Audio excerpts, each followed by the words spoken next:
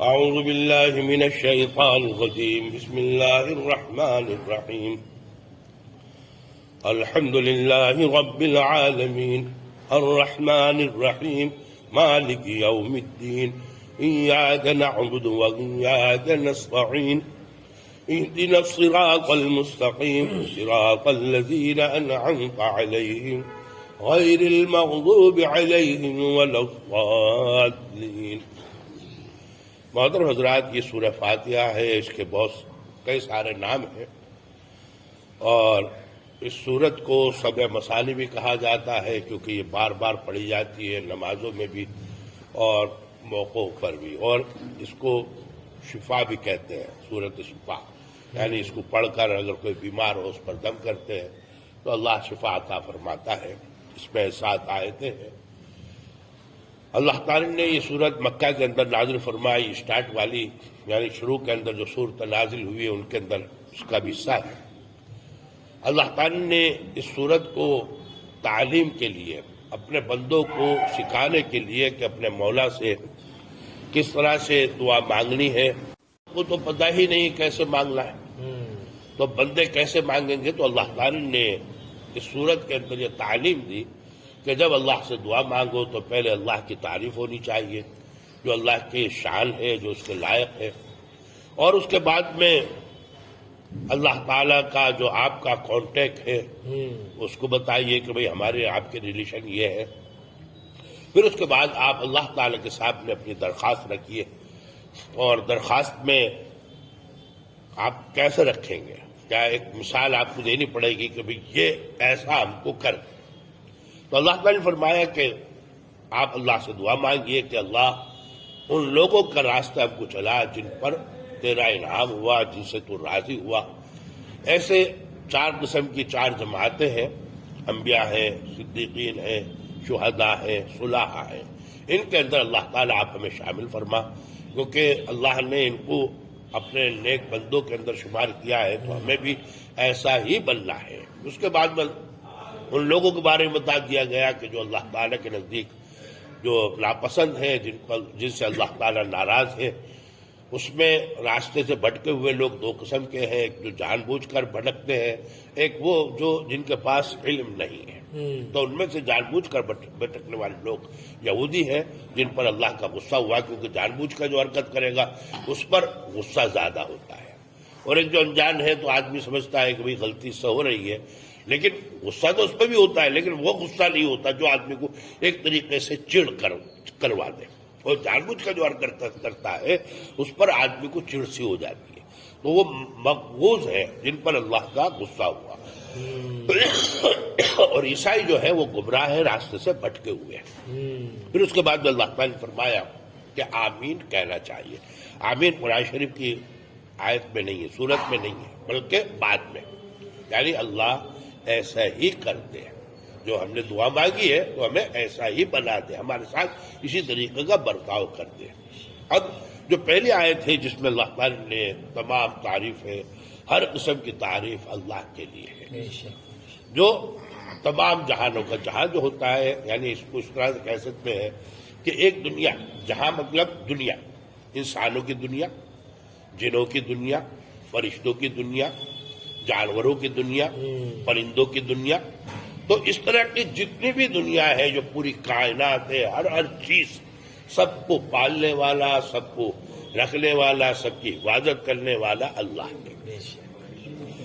اور تمام تعریف اللہ کے لیے اس لیے ہے کہ دنیا کے اندر جو بھی چیز تعریف والی ہوگی اس کے اندر ڈائریکٹ یا انڈائریکٹ اللہ تعالیٰ کا ہی ہاتھ ہونا ہے. جیسے مثال کے طور پر آسمان کے اندر سورج نکلتا ہے، اور سورج نکلنے کے بعد روشنی، اس گرمی ہم تک پہنچتی ہے. تو آدمی تعریف کرے گا کس کی؟ سورج کی. لیکن اس سورج کو روشنی دینے والا کون؟ گرمی دینے والا کون؟ وہ اللہ ہے. تو ڈائریکٹ انڈائریکٹ ہر طریقے سے ہر چیز کے پیچھے، ہر تعریف کے پیچھے اللہ ہی ہے. تو یہ بتایا گیا. اور پھر اللہ کی خصوصیت ہے کہ رحمان ہے، رحم کرنے والا ہے. پھر آگے مالک یوم الدین، یہ جو لفظ ہے مالک یعنی قیامت کے دن کا، وہ دن، یعنی دنیا کے اندر تو ہم یہ دیکھ سکتے ہیں کہ بہت سارے لوگ بہت ساری چیزوں کے مالک ہوتے ہیں. بھائی آدمی کہتا ہے میں اس مکان کا مالک، اس دکان کا مالک، اس کار کا مالک، اس گاڑی کا مالک، تو کہیں نہ کہیں وہ دکھتے ہیں کہ بھئی یہ مالک ہے. حالانکہ سب چیزیں تو اللہ کی ہیں، کسی کی نہیں. لیکن ایک وقتی طور پر، دیکھنے کے طور پر دنیا کے اندر یہ لگتا ہے کہ بھئی یہ مالک ہے. لیکن قیامت کا دن جو ہوگا وہاں پر اس طرح کی سب ملکیتیں بالکل ختم ہو جائے گی. آدمی کسی بھی طریقے سے کوئی مالک نہیں ہوگا، بالکل ایک کھلا میدان ہوگا، اور اس میدان کے اندر تمام لوگ کھڑے ہوں گے، اللہ کے سامنے محتاج ہوں گے، اللہ کے سامنے گر گڑا رہے ہوں گے. تو پوری طریقے سے، ہر حیثیت سے، ہر طریقے سے اس موقع پر اللہ ہی مالک ہوگا. کیونکہ جو بادشاہ ہے وہ بھی اللہ کے سامنے، جو بزرگ ہے وہ بھی اللہ کے سامنے، جو نبی ہے وہ بھی اللہ کے سامنے، جو عام ہے وہ بھی اللہ کے سامنے، جو مالدار ہے، جو غریب ہے، سب اللہ کے سامنے کھڑے ہوں گے. تو اللہ تعالیٰ نے اس بات کو بیان فرمایا. پھر جو تیسری جو آیت، جب یہ 3 آیتیں حدیث قدسی ہے، یعنی حدیث قدسی اس کو کہتے ہیں کہ اللہ کے نبی علیہ الصلوۃ والسلام نے اللہ کا فرمان اپنی زبان میں، یعنی ایک تو ہے اللہ کا جو فرمان ہے، جو قرآن شریف اللہ کا فرمان ہے، تو اللہ کا فرمان بھی ہے اور الفاظ بھی اللہ کے ہیں. لیکن حدیث قدسی کے اندر اللہ کا فرمان ہوتا ہے لیکن الفاظ اللہ کے نبی علیہ الصلوۃ والسلام کے ہوتے ہیں، تو اس کو حدیث قدسی کہا جاتا ہے. اس میں اللہ تعالیٰ نے فرمایا جب بندہ اللہ کی تعریف کرتا ہے، پہلی 3 آیتیں پڑھتا ہے، تو اللہ کہتا ہے کہ اللہ کہتا بندے نے ہماری تعریف کی.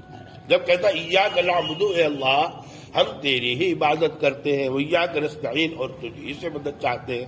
یعنی عبادت بھی اللہ کی ہونی ہے اور مدد بھی اللہ ہی سے چاہی جائے گی، کیونکہ اللہ کے علاوہ کوئی مدد نہیں کر سکتا. مدد بھی وہ کرے گا جب اللہ کی مرضی ہوگی، اللہ چاہے گا. یعنی ڈائریکٹ انڈائریکٹ والا معاملہ ہے کہ ڈائریکٹ اللہ تعالیٰ آپ کو دے دے یا اللہ آپ کسی کے ذریعے سے آپ کو دلوا دے. ان سب چیزوں کے پیچھے اللہ کی ذاتی ہونی ہے. بذات خود کوئی انسان کسی کی مدد نہیں کر سکتا، چاہ کر بھی نہیں کر سکتا، بغیر چاہے بھی نہیں کر سکتا. اللہ چاہے گا تو اللہ بندہ مدد کرے گا، اس کے دل میں خیال آئے گا. آدمی کوئی ہٹا بھی دے گا لیکن اللہ تعالیٰ اس کے ذہن میں ڈالے گا کہ ارے کیا کر رہا ہے یار، کر. تو اللہ اگر چاہے گا تو آدمی نے دھکے مار کے نکال دیا تو ہاتھ پکڑ کے لے جائے گا اس کو، نہیں بھائی تو لے کے جائے یار. تو یہ اللہ تعالیٰ کا معاملہ ہے. آگے پھر اللہ تعالیٰ نے جو یہ بندے کا، یعنی ہم تیری عبادت کرتے ہیں، تجھی سے مدد چاہتے ہیں، یہ اللہ کے اور بندے کے بیچ کی چیز ہے. اللہ تو مالک ہے، تیری عبادت کرتے ہیں اور تیرے سامنے ہاتھ اپنے پھیلاتے ہیں، تجھ سے مدد چاہتے ہیں. اس کے بعد میں دعا ہے جو باقی الفاظ کے اندر ہے، اور اللہ تعالیٰ فرماتے ہیں کہ ہم نے اپنے بندے کی دعا قبول کی. تو آمین بعد میں کہا جاتا ہے، اور بہت زیادہ زور سے چلا کے نہیں بولنے کا ہوئے کہ جس سے نمازی جو ہے ڈسٹرب ہو جائے. سکون والی چیز ہے نا، عاجزی ہے، تو دھیرے سے بولنا چاہیے کہ اپنے کان اپنے سن لیں گے. لیکن ہم سوچے پوری مسجد کو سنائیں گے تو اس طرح سے لوگ چلائے کہیں گے تو مسجد کی جو شانتی ہے اس کا بھنگ ہو جاتا ہے.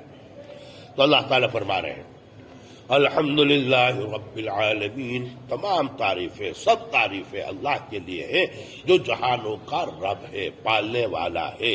الرحمن الرحیم، جو رحمان ہے، بہت زیادہ رحم کرنے والا ہے. مالک یوم الدین، روز جزا یعنی قیامت کے دن کا مالک ہے. ایاک نعبد و ایاک نستعین، ہم تیری ہی، اے اللہ ہم تیری ہی عبادت کرتے ہیں اور تجھ ہی سے مدد چاہتے ہیں. یعنی تیرے علاوہ کسی کی عبادت نہیں کرتے، اور عبادت کے اندر ہر وہ عمل جو اللہ نے اپنے ساتھ خاص رکھا ہے، جیسے ہم خانہ کعبہ کے اندر جاتے ہیں تو وہاں پر طواف کرنا یہ اللہ کے گھر کے ساتھ خاص ہے. ایسی جو بھی عمل اللہ کے ساتھ خاص ہے اس کو کسی دوسرے انسان کے ساتھ، کسی یا دوسری چیز کے ساتھ کرنا، یا جیسے بہت سی مرتبہ ہندوؤں کے تھان ہوتے ہیں، جگہ بنی ہوئی ہوتی ہے، وہ لوگ بھی اعتکاف کرتے ہیں، اس کو گھومنا چکر کھانا منع کیا گیا، منع ہے شریعت کے اندر کہ ایسا وہ کوئی کام جو اللہ کے ساتھ خاص ہے وہ دوسروں کے ساتھ کرنا اللہ کو ناپسند ہے. تو اللہ تعالیٰ فرما رہے ہیں ایاک نعبد و ایاک نستعین، ہم تیری ہی عبادت کرتے ہیں، تجھ ہی سے مدد چاہتے ہیں.